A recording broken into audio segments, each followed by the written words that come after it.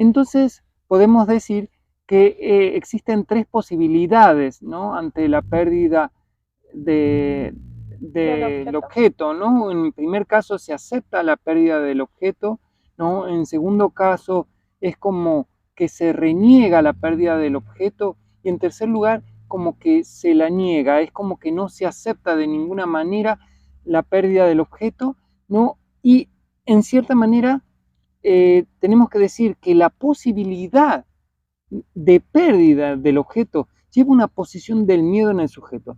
Esta posición no refiere a una emoción, sino una posición donde el sujeto se encuentra en una posición defensiva buscando proteger el objeto.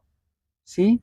El yo sabe que si no protege el objeto, en cierta manera se tiene que desarmar, tiene que cambiar de posición, ¿no? Tiene que reestructurar su campo. Entonces, el proteger los objetos que hay en su interior son de vida o muerte.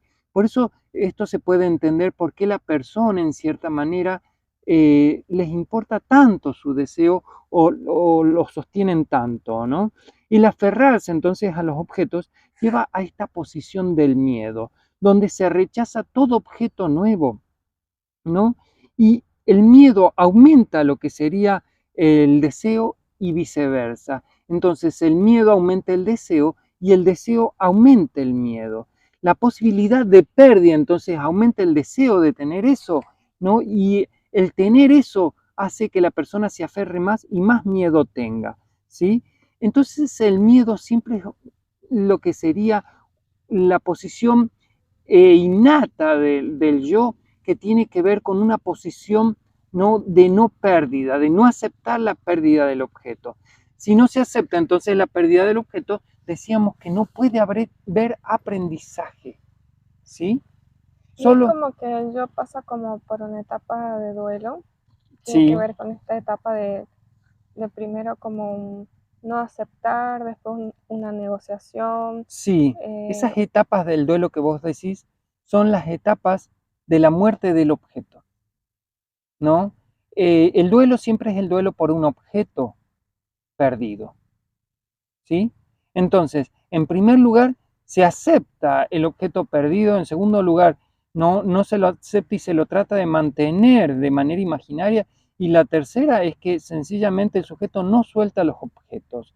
Si no puede soltar los objetos, no puede haber aprendizaje. Entonces, nuestra posición del miedo sería esa defensa que toma el yo para no abandonar los objetos, ¿sí?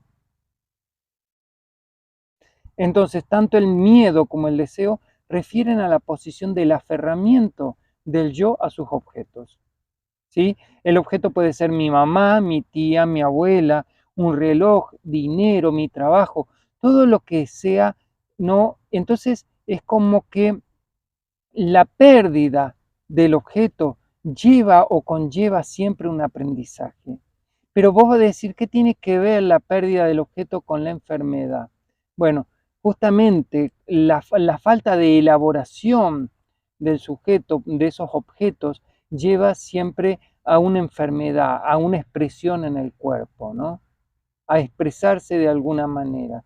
Entonces, lo que se ve en el conflicto de la enfermedad es el conflicto en el interior del hombre ante la pérdida del objeto, que serían estas tres posiciones, ¿no?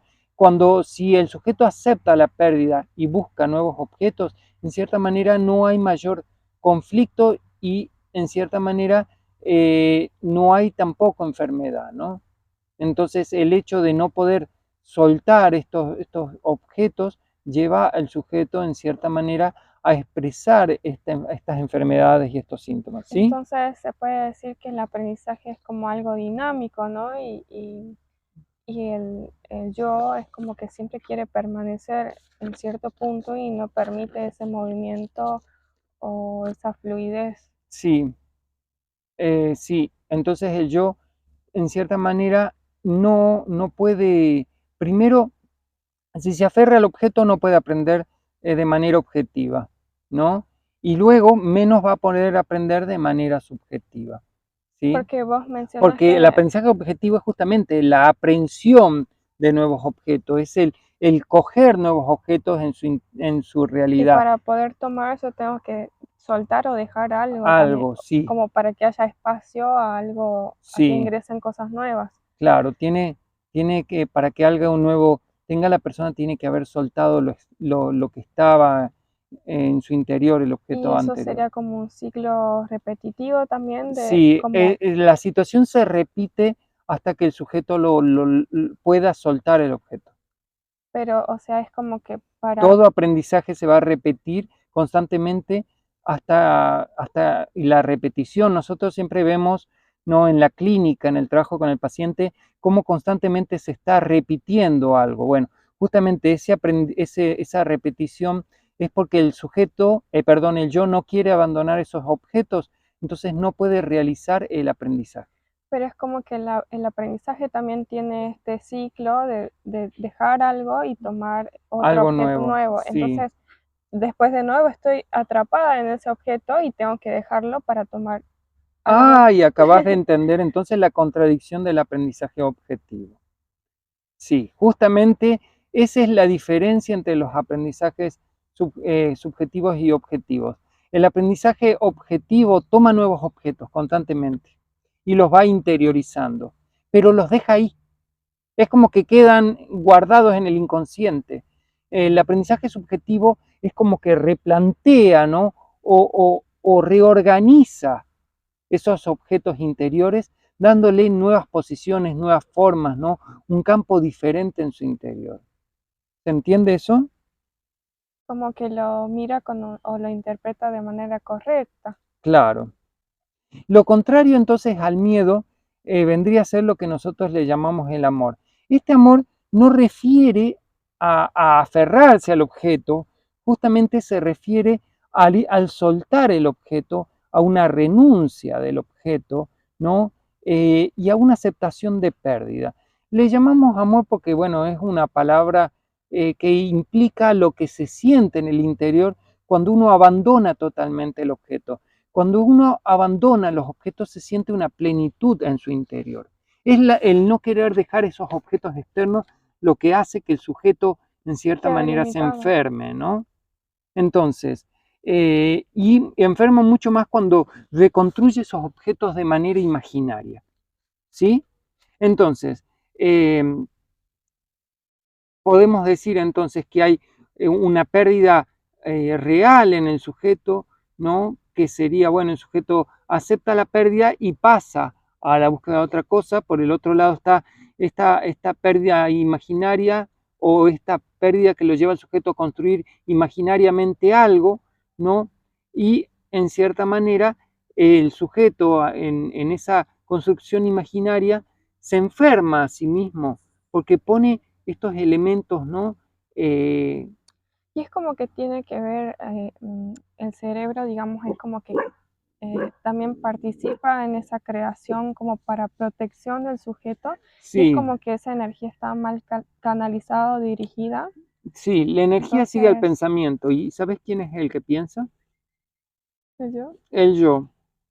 El yo es el pensador. y como la energía está de forma distorsionada, es lo que produce la enfermedad. Sí, sí, sí, sí. Exactamente es así. ¿Sí? Eh, nosotros tenemos que definir los objetos del yo. No son objetos físicos, puede ser cualquier cosa en la realidad del sujeto, ¿no? Puede ser real, simbólico, Sí, el objeto puede ser, como vos decís, puede ser un objeto real, puede ser un objeto imaginario o puede ser un simbólico. objeto simbólico. Eh, que de todas las maneras el objeto en sí tiene que perderse. La diferencia está que el sujeto actuará de manera diferente ante el objeto real, el objeto imaginario y el objeto simbólico, ¿no? Cuando nosotros hablamos del objeto, de los objetos simbólicos, estamos hablando en cierta manera de objetos mentales, ¿sí? Cuando hablamos de objetos imaginarios, hablamos de objetos no emocionales. Y cuando hablamos de objetos reales, hablamos de objetos físicos, ¿no? Que no se confundan porque hay una teoría sobre lo simbólico, lo imaginario y lo real, pero esto explica la realidad de otra manera, ¿no? Esta teoría de lo real, lo simbólico y lo imaginario fue trabajada por Lacan y después por la gente que siguió, ¿no?, a Lacan. Pero no, este simbólico refiere a un trabajo de la mente, ¿no?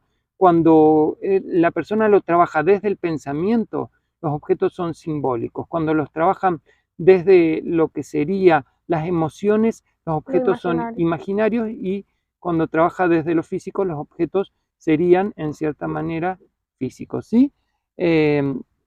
Pero la pérdida es interesante porque la pérdida en los 3 puntos se puede ver de manera diferente, ¿sí? La más difícil de dejar son los objetos simbólicos, los objetos mentales, porque el sujeto se aferra a sus ideas como si fueran su vida.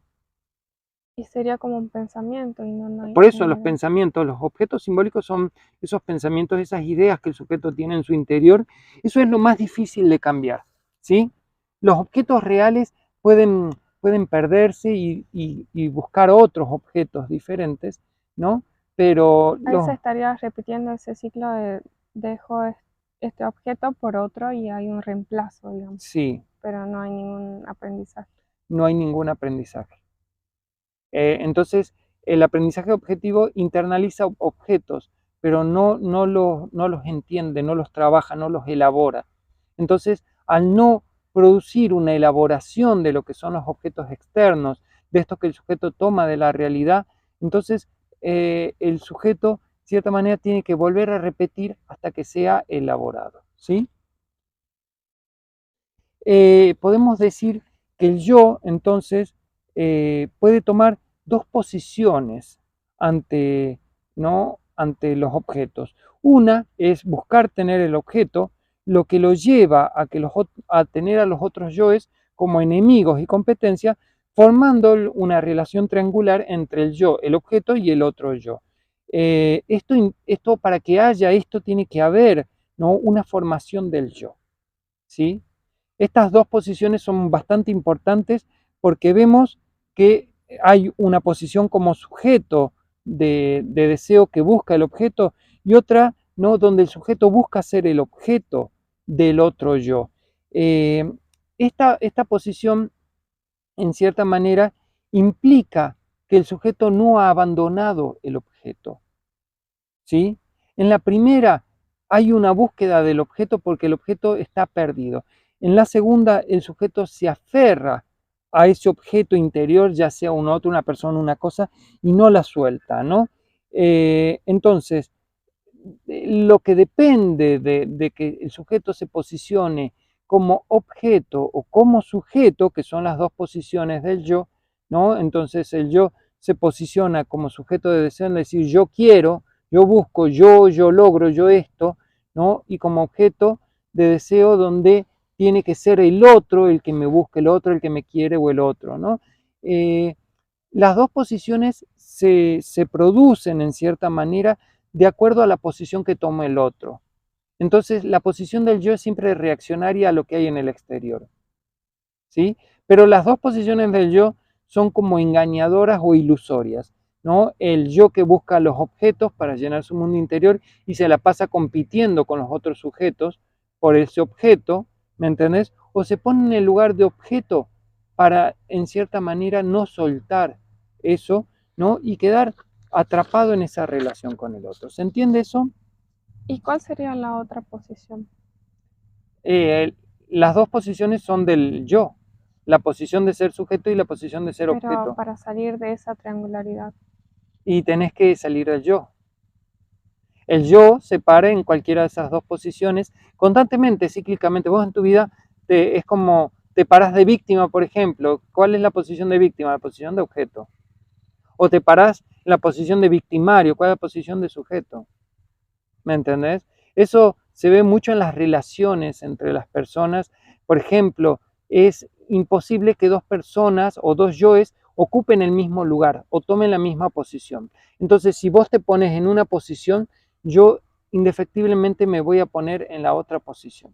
Es como que mi posición obliga a que vos te pongas en una posición opuesta. Sí, sí. Exactamente es así. Entonces, las dos posiciones refieren a cómo uno se para frente al otro, ¿no?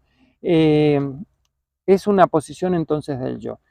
En este caso, el sujeto se convierte en un objeto frente a la mirada de los otros, ¿no? Y es a partir de la mirada de los otros donde el sujeto se constituye, donde el yo en cierta manera se constituye, ¿sí? Entonces,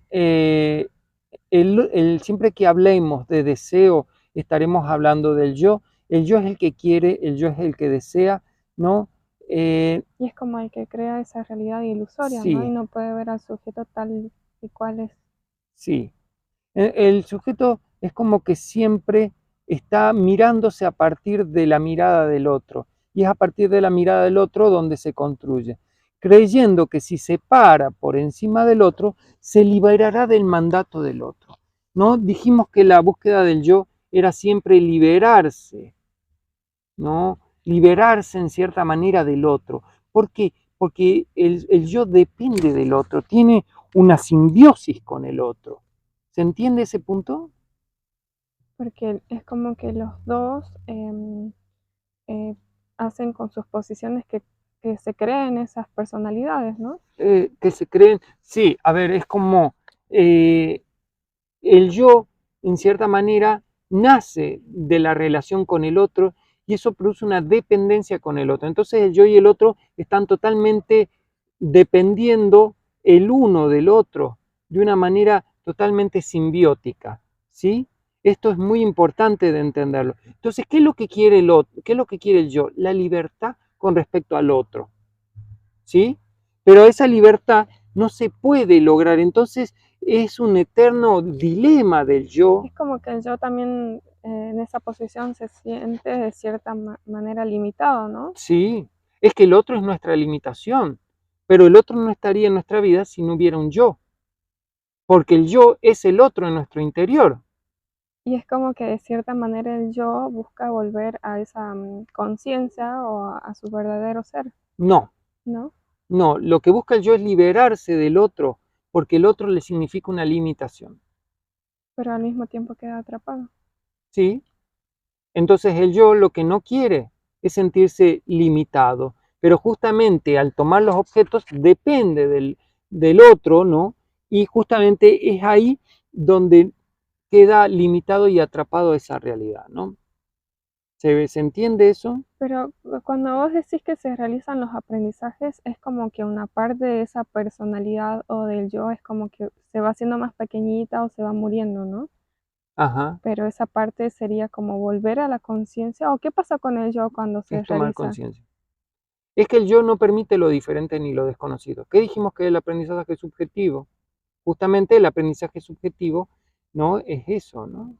¿Y qué pasa con el yo que queda ahí? Eh, y con el yo cuando se abre a lo desconocido, a lo diferente, a lo nuevo, se busca reestructurar de nuevo a eso nuevo desconocido. Lo hace conocido. Entonces el yo hace conocido lo desconocido, pero en cierta manera no puede coexistir con lo desconocido y lo infinito. ¿Me entendés? Porque no puede aceptar o ver su infinitud. Entonces el yo es limitado, entonces la realidad del hombre está limitada también con el yo. ¿Se entiende eso? Sí, Entonces tenemos que ver acá que si el sujeto se viste de objeto, ¿no? Lo hace porque hay una ganancia, ¿no? El yo tiene una ganancia de todo esto y es la ganancia de seguridad y de control. Ponerse en la posición de objeto es una posición pasiva, ¿no? Donde nosotros, por como un medio de control ser pasivo. objeto, tenemos el control de lo que pasa en nuestra realidad, tenemos el control del otro y tenemos esa seguridad que busca el yo. Esa es en la segunda, ¿no? Y en la primera, en la que el sujeto busca los objetos, ¿no? De manera activa. Lo que busca el sujeto de manera activa es una expansión y un mayor poder del yo. En el otro busca como un control, quedarse así. El aprendizaje pasivo, entonces, es que el yo quiere mantener todo en ese estado. Y el aprendizaje, perdón, y la otra posición, el yo El busca activo. expandirse, el activo busca expandirse y crecer en el yo, ¿no? Entonces, mientras que la segunda posibilidad le da un mantenimiento y una seguridad al yo, en la primera se le da una expansión y un mayor poder al yo, ¿sí? Esto es importante. ¿Por qué? Porque si vos estás buscando seguridad, seguramente te vas a poner en esa posición de objeto, en esa posición pasiva, ¿sí? Y si vos buscas, en cierta manera, expandirte, vas a tomar una posición más activa ante la realidad, ¿sí? Entonces, las dos posiciones del yo tienen la finalidad de mantener controlado el mundo externo. Eso es muy importante, ¿no? Lo que lleva al sujeto a vivir siempre en una dualidad entre ser sujeto de deseo, o sea, quiero, quiero, quiero, ¿no? O ser objeto. O ser el objeto de deseo de otros, ¿sí? Pero todo eso es parte del estado de supervivencia del yo, ¿sí? El yo, el sujeto no toma estas posiciones, no se para de esta manera ante el otro, porque es el yo el que mantiene conexión con el otro, ¿sí? Acá hay un tema muy importante y es que el verdadero aprendizaje, el aprendizaje, ¿no? Del que estamos hablando, Subjetivo. sí, es subjetivo justamente porque es del sujeto, ¿no? Y no es del yo. Entonces, no es un aprendizaje que refiere al otro. Esto es tremendamente importante. Eso es como un reposicionamiento en el aprendizaje subjetivo de la verdad. O sea, ya no estoy trabajando en el otro. Te lo muestro de manera más simple, ¿no? Vos estás en terapia y ves que, suponete, ¿no? Vos como biodecodificadora ves que el paciente se queja, culpa al otro, culpa, castiga, el mundo externo. Todo está en el mundo externo, ¿sí? Entonces, ese reposicionamiento subjetivo, ¿no? Es cuando el sujeto borra al otro, sale, desaparece el otro. Y es ahí donde el sujeto produce la toma de conciencia. Entonces, la toma de conciencia no es en mi relación con el otro, sino en mi relación conmigo mismo. Ya no es el yo, sino es el sujeto, ¿sí? El sujeto el que está mirando. El sujeto no mira a los otros, tampoco mira a los objetos, ¿sí? El sujeto se mira a sí mismo. Entonces, hay una diferencia muy grande entre el sujeto que se mira a sí mismo y el yo que mira afuera, el que mira al otro. Es como un corte muy grande, es como, a ver, durante Se mucho puede tiempo, decir que el sujeto es como que ve a los otros como ya como catalizadores, digamos, no, ¿no? el sujeto se libera del otro. Esa es la diferencia. Uno, a ver, ¿para qué vos tomás un rol en la sociedad? Vos sabés que el rol que tomamos es un rol del yo. Es el yo el que toma esa... Todos somos actores sociales. Claro, pero de repente, ¿qué pasa si se desdibujan todos los actores sociales? Salgo de ese rol, salgo de ese personaje y me No sé ni encuentro quién soy. conmigo mismo. ¿Me entendés? En ese conmigo mismo es donde está ese reposicionamiento subjetivo. Ya no es el otro el que me causa. Ya la causa no está en el exterior. Ya la causa no está en el otro. Lo vas a escuchar siempre en terapia. Decir cómo se quejan constantemente del otro en su realidad. Del padre, de la madre, del tío, del abuelo, de la novia o del novio. Las parejas, los novios, los amigos, los tíos, los abuelos. Todos esos otros son en los temas de los que trabaja el yo.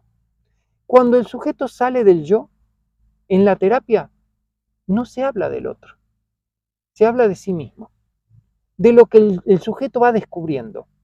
Entonces el sujeto toma conciencia, se da cuenta. El yo toma objetos, Y trata de entender, digamos, lo que le pasa a sí mismo lo y va reconectando, lo va reelaborando, lo va rearmando de maneras diferentes. ¿Se entiende eso? sí. Bueno, es bastante importante entonces que entender que el aprendizaje subjetivo se realizará entonces a partir de esta liberación de los objetos. Entonces, al liberarse de los objetos, uno puede ver la realidad de una manera mucho más amplia, ¿no? Y el sujeto permite ahí una reorganización, ¿sí? Es, cuando hablamos de aprendizaje objetivo, siempre tenemos que decir que esto lleva una pérdida del mundo interior del hombre. ¿Qué significa? Que uno deja de mirarse a sí mismo, deja de mirar adentro y mira afuera. ¿Sí? El aprendizaje objetivo siempre lleva a eso. Y los aprendizajes subjetivos llevan a una liberación del otro, de lo externo, de los objetos. Y es lo que realmente la persona busca en su interior sin darse cuenta. ¿Se entiende eso? Sí, Bueno, entonces, nosotros tenemos que ver que el objetivo implica en llenarse de lo que hay afuera y el subjetivo en vaciarse de lo que hay afuera. Este vaciamiento no hace un vaciamiento a que algo se pierda en la mente de uno, porque todo lo que entra en la mente de la persona queda en la mente de la persona, sino que uno vacía de deseos, de intenciones y de pensamiento, y es ahí donde, en ese vacío, es donde se puede hacer este aprendizaje subjetivo. Mientras que hayan cosas, ¿no? Pensamientos, cuando hay deseos, todas esas cosas, no hay posibilidad de hacer el aprendizaje subjetivo, ¿no? Entonces, cuando el sujeto se vacía de lo que hay afuera, en ese momento se produce ese aprendizaje subjetivo. ¿Se entiende? Ese aprendizaje subjetivo lleva a un entendimiento nuevo de la realidad. ¿Se entiende eso? Entonces, es como que el sujeto constantemente repite patrones. En este reposicionamiento subjetivo es como que los patrones se desarman y el sujeto puede rearmar los patrones como considera. ¿Se entiende? sí. El yo repite los patrones. Sí. Entonces, tenemos que entender que el yo es el punto de mayor objetividad en la vida del sujeto, y el sujeto, ¿no?, es el punto de mayor subjetividad. El yo aprende en su relación con los objetos y el sujeto aprende mirando al yo. ¿Se entiende? Entonces, lo que tenemos que ver es que mientras el yo se forma a partir de la percepción de los sentidos, de la percepción externa, ¿no?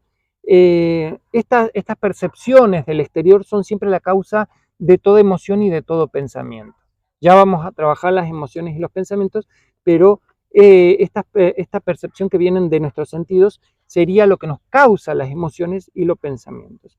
El sujeto no se forma a partir de la percepción externa, sino de la percepción interior, ¿no? Lo que podríamos llamar como el ojo de la mente, ¿no? Aquí el sujeto, El sujeto sería como el ojo de la mente. sí, algo así. El sujeto puede ver con la mente y no con los sentidos externos.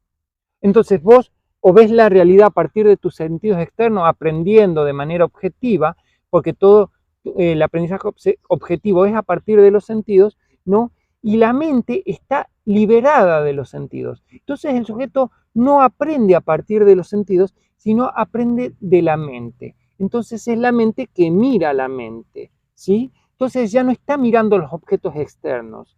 Se produce una liberación de esos objetos externos. ¿Se entiende ese punto?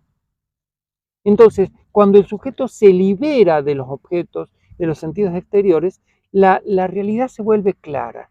El sujeto ve la realidad con la mente y no la interpreta a partir de los sentidos. Hay una diferencia muy grande.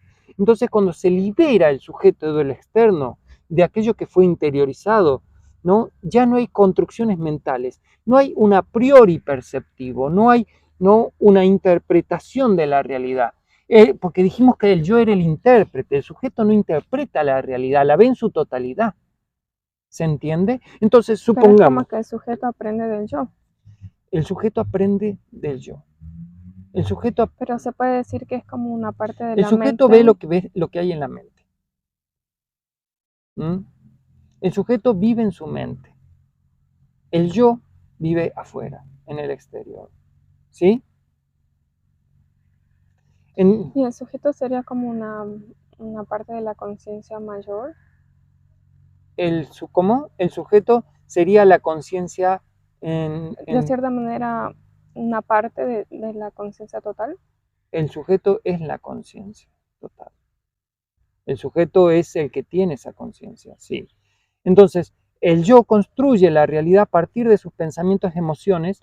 Más allá de esto, el sujeto construye la realidad de manera abstracta. Entonces, nosotros vemos la realidad o de manera concreta o de manera abstracta. Manera concreta cuando nosotros estudiamos lo que sería la realidad objetiva, el mundo externo, ¿no? Y es abstracta porque justamente se libera de los sentidos, se libera de lo concreto, se libera de lo físico, ¿no? Entonces, es ahí donde se capta la esencia de la que vos hablabas, la esencia o la idea de la cosa. Ya sea que hables desde la doctrina aristotélica de esencia o hables de la doctrina platónica de la idea, en cierta manera, ¿no? Estamos hablando de una legalidad que trasciende el mundo objetivo. Entonces ya no vemos, no, no vemos lo que está pasando en el afuera, sino las conexiones entre los elementos. Siempre que hablemos de la palabra conexión entre elementos, vamos a utilizar la palabra legalidad. Porque la legalidad lo que hace es justamente estructurar los elementos en el interior de la mente. ¿Cómo se estructura una mente? De acuerdo a la legalidad que hay en esa mente. ¿Sí? ¿Se entiende eso? Y es como que están de manera organizada, digamos, Sí, y en términos de energía es como que esa energía encaja perfectamente. sí, sí. Entonces el sujeto, al no estar atado a los objetos, puede aprender de manera original y nueva, ¿no? Puede conectar y generar nuevas ideas, nuevos pensamientos, tiene la posibilidad de un aprendizaje global y sintético, algo totalmente diferente, ¿no?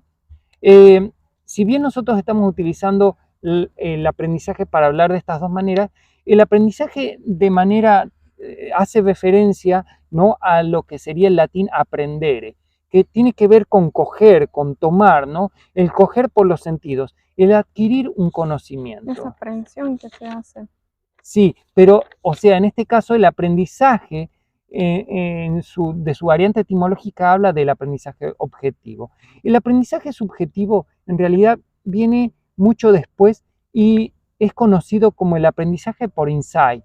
Lo desarrolla la teoría de la Gestalt y lo desarrolla también, creo que el que comenzó a hablar de esto, no me acuerdo el nombre, ¿no? Pero comenzó a decir que habían dos tipos de aprendizaje. Uno que era el aprendizaje que se realizaba a partir de la manera normal, por ensayo y error, decía, ¿no? Y otro aprendizaje que se dice que se realizaba por insight, donde el sujeto es como que se ilumina y es como que se conectan los elementos que hasta ahora estaban dispersos en una nueva forma innovadora, produciendo un sentido distinto en la vida del sujeto. Este es el aprendizaje con insight. Por insight, es lo que nosotros estamos hablando como aprendizaje subjetivo, ¿no? Pero el aprendizaje objetivo no haría referencia al aprendizaje como prueba y error del que habla el autor, ¿no? El aprendizaje subjetivo se acerca mucho a lo que nosotros estamos planteando, porque justamente el aprendizaje subjetivo es como se desconfigura el campo energético y se vuelve como a configurar de nuevo, a armarse de nuevo esta realidad. Es como que uno comienza a mirar la realidad de una manera totalmente distinta. Acá es como que los objetos que estaban dispersos en el aprendizaje objetivo, ¿no?, se comienzan a conectar dando una forma a la mente, ¿sí? Un nuevo sentido. La palabra sentido implica muchas cosas porque habla en cierta manera sobre el camino, ¿no?, del sujeto.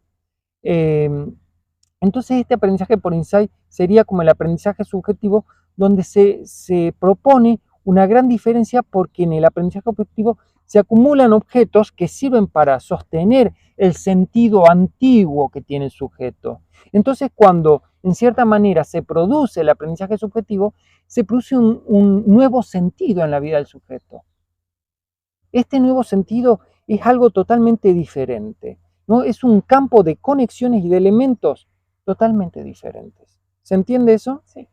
Bueno, nosotros tenemos que ver entonces que tenemos que tratar de llevar a la práctica estos aprendizajes y tratar de entenderlos. ¿Cómo lo entendemos? Bueno, cuando nosotros decodificamos un síntoma, una enfermedad, ¿no?, buscamos recuperar algo de ese aprendizaje subjetivo, en lograr conectar y unir de la manera más eficiente los elementos en la vida del sujeto. Entonces, al decodificar eso que estaba desconectado de la conciencia, se conecta a la conciencia del hombre. Eso, aquello que estaba lejano, no entendido, que estaba fuera de la conciencia, pasa a ser parte unificada de la conciencia, ¿no? Entonces, el decodificar la vida nos lleva a un aprendizaje subjetivo que conlleva un crecimiento dentro de la persona. Entonces, el objetivo siempre de la decodificación no es solo el curar la enfermedad, sino el llevar a un crecimiento de la persona, ¿no? En la enfermedad sería como una expresión del sentido en la vida del sujeto. Algo que no se puede entender o asimilar o conectar en su interior. La enfermedad nos está mostrando eso, algo que está desconectado. ¿Se entiende? Entonces el síntoma nos muestra algo de ese sentido. Todo síntoma, Hammer dice que el síntoma tiene la enfermedad tiene un sentido biológico, ¿no? Es plena de sentido. Nosotros tenemos que recuperar el sentido de la enfermedad, ¿no? Es algo que está separado, desconectado de la conciencia. Mientras que el aprendizaje objetivo entonces trabaja con los objetos desconectados, estos terminan siendo como olvidados o dejados en la mente del hombre. Entonces el sujeto forma como una montaña gigante de objetos que no le sirven para nada, solo le producen una pérdida de energía. Cuando el sujeto los reconecta, les da un nuevo sentido, es como reciclar esa energía olvidada en los objetos y el sujeto como que tiene un plus de energía en su vida, se llena de vida, se llena de energía, ¿no? Entonces cuando el sujeto va como dejando esos objetos en el pasado, también va perdiendo energía conjuntamente con esos objetos, porque la energía del sujeto se enlaza a estos viejos objetos, ¿no? Y se puede decir que el sujeto vive en el pasado también, ¿no? Sí, viven los objetos del pasado constantemente. Supongo que todas las personas que están detrás de cámara tienen ese problema, ¿no? Viven en los objetos del pasado. Cuando el sujeto no vive en el pasado es como que toda su realidad se reconstruye totalmente de una manera nueva y original cada día de su vida, ¿no? Entonces, en la biodecodificación lo que tratamos de hacer es que aquello que está separado de la conciencia vuelva a unirse y vuelva a ser conectado. Entonces se produce esta nueva reconfiguración de elementos, ¿no? El síntoma en este caso nos permite una apertura de la conciencia que nos lleva a un aprendizaje subjetivo. Esto produce un cambio en la posición del sujeto, ¿no? y un cambio en su vida, algo nuevo y totalmente diferente. Tal vez te habrá pasado que es como que tal vez en tu realidad pasó algo y pum, es como que ya no podés mirar las cosas de la misma manera y cambia totalmente, ¿no? Entonces, el trabajo con el síntoma siempre es ese nuevo sentido de la vida, ¿no? Que la persona pueda darle un sentido más amplio, más grande, una mirada diferente en la vida del sujeto, ¿no? ¿Se entiende eso? Y es como que nos viene a mostrar que estamos mirando de manera incorrecta también. Sí. Si el campo mental no se reorganiza, No mirando desde la legalidad que hablabas hace un rato. de la legalidad objetiva sería, ¿no? La legalidad externa. El campo mental entonces, si en la enfermedad, en cierta manera, se produce porque uno no puede reorganizar ese campo mental, ¿no? En cierta manera, toda enfermedad es como una expresión del malestar subjetivo, ¿sí? Ante la dificultad del yo de aceptar la verdad, ¿sí? El camino de la biodecodificación energética, es ese aprendizaje subjetivo, una nueva posición constante, un nuevo sentido en la vida del sujeto. Es algo bastante importante, ¿no? Es como, eso es lo que buscamos en la biodecodificación, ese cambio de posición. Y eso es lo que tenemos que estar estudiando. ¿El sujeto está cambiando de posición o sigue manteniendo la misma posición? Mientras que la persona sostenga la misma posición, vamos a escuchar siempre el mismo discurso. El discurso, todos los discursos de la persona, o sea, todo lo que dice, son el efecto de su posición, ¿sí? Entonces, cuando el sujeto habla, lo que nos está mostrando es la posición que el sujeto tiene ante la vida, ¿sí? Entonces, el aprendizaje subjetivo es esta nueva posición, este nuevo sentido en el sujeto.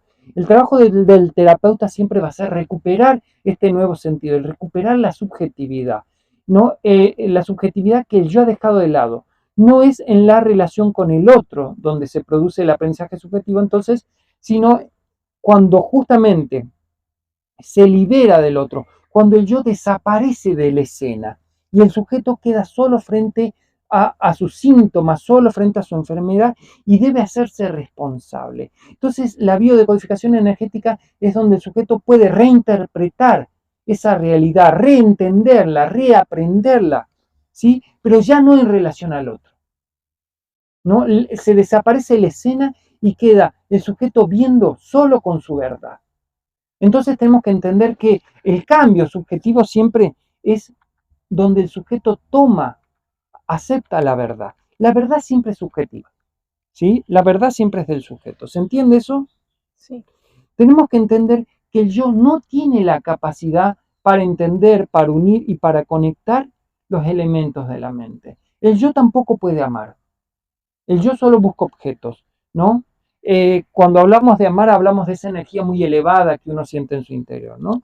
Cuando, entonces, cuando el sujeto vive desde su yo, produce esos aprendizajes objetivos, que es el conocimiento normal. Vos lo vas a ver en las personas que buscan conocer, atrapar la realidad externa, experimentar, vivir, sentir. El entendimiento es cuando el sujeto se libera de esa realidad externa, sale de su realidad con el otro, se queda solo y ahí comienza a reconfigurar su campo, ¿no? Y es ahí donde se siente ese gran amor, se puede ver las cosas de manera clara, de manera nítida en la vida del hombre. ¿Se entiende eso? ¿Entendés cómo es el papel del biodecodificador? Ya sea que estemos biodecodificando nuestra vida o ayudando como terapeutas en la vida de otras personas, ¿no? Se entiende la posición del biodecodificador, lo que se busca lograr, cómo trabajarlo. Bueno, justamente es lograr este aprendizaje subjetivo, esta reconfiguración, este cambio del sujeto. No nos tenemos que fijar en las crisis o en el sufrimiento, tenemos que tratar de que el sujeto siga adelante en su nuevo reposicionamiento. Y si el sujeto ha logrado cambiar su posición, sencillamente toda crisis, toda dificultad es cosa del pasado. Una persona que aprende de manera subjetiva no aprende del pasado, ¿sí? Porque aprende reconfigurando su campo, reconectando los elementos en el ahora. La persona en el aprendizaje objetivo queda atrapada siempre en los objetos del pasado. ¿Por qué? Porque el sujeto lo que busca, los objetos que busca, son los objetos del pasado. ¿Se entiende? Uno siempre está buscando su realidad anterior. ¿Sí? ¿Se entiende eso? Sí. Bueno, ¿alguna pregunta? Es como que busca de nuevo eso, esa conexión con la madre, ¿no? Sí, Busca, vamos a un punto más. busca siempre los objetos que están guardados en su interior. Por eso los novios terminan siendo los mismos que el padre, ¿no? Los amantes los mismos que las madres. Es porque el sujeto no puede ver la realidad más allá de los objetos. Y los objetos son los que quedaron en este pasado. Y el primer objeto del hombre es como que fue su mamá. Y vos fíjate, sí, que para poder hacer un aprendizaje subjetivo tiene que borrarse esto. El sujeto tiene que haber perdido el objeto, ¿no? Y en No cierta sé. manera no está mirando la realidad desde el yo objeto, sino que está viendo la realidad desde el sujeto en todo su campo experiencial. Y Pero ahí no es donde se sé, produce este aprendizaje subjetivo, este aprendizaje por insight, ya lo dirá la psicología, ¿sí? pero es como que no se puede borrar eso. Se No, no se puede reconstruye. borrar. ¿Qué? ¿El objeto? No, es claro, ese pasado. El pasado no se puede borrar, pero se puede reinterpretar, reconstruir, rearmar, reorganizar, ¿sí? Lo que nosotros vemos del pasado en realidad no existe, porque en realidad nosotros lo que vemos es una interpretación del pasado. Nosotros somos intérpretes del pasado, la versión original está perdida, lo vivido nunca se va a saber, simplemente lo que nosotros vemos no existe, es una reconstrucción. Es como un registro de lo que yo pude captar de Una esa situación. interpretación, sí. Y esa interpretación siempre será de acuerdo al grado de conciencia actual del pasado. O sea, yo estoy mirando el pasado desde mi estado actual de conciencia, ¿sí? Entonces, si vos quedaste, por ejemplo, quedaste dañada de alguna manera, mirarás esa realidad de acuerdo a ese pasado. O mirarás el pasado de acuerdo a esa realidad. No más preguntas. Bueno, hasta la próxima.